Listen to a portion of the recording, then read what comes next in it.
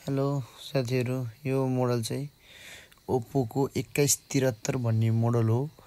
Oppo find X3 pro भन्ने model हो। यो चाहिँ यो मोबाइलको चाहिँ मबाट एफआरबी गर्न आएको छ। हेर्नुस्, यो मोबाइलको एफआरबी गर्न चाहिँ अनलक टुलबाट सजिलो हुन्छ। अनलक टुलबाट धेरै कामहरु गर्न सजिलो हुन्छ अनलक टुलबाट। यो मोबाइलको एफआरबी फाल्नलाई चाहिँ तपाईले के गर्नुपर्छ भन्दाखेरि फर्स्टमा त मोडल चुज पर्ने हुन्छ हजुरले। त्यसपछि तपाईले मोबाइललाई चाहिँ स्विच अफ गर्न पर्ने हुन्छ है।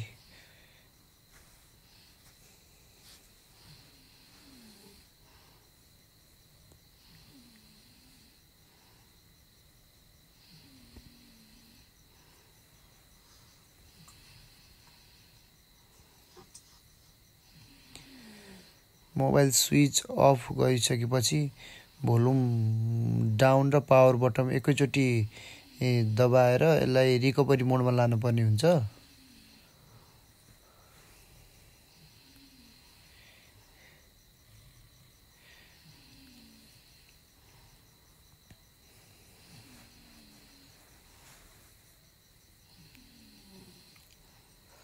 अब यो रिकभरी मोडमा गयो।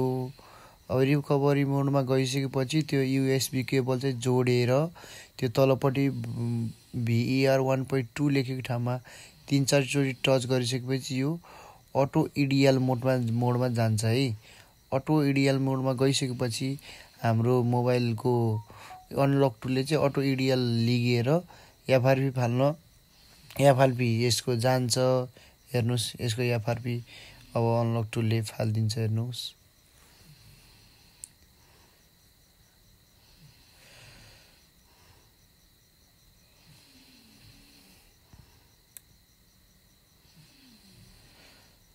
ल हेर्नुस् साथीहरु, अनलक टुलको माध्यमबाट एफआरबी फाल्न सजिलो हुन्छ।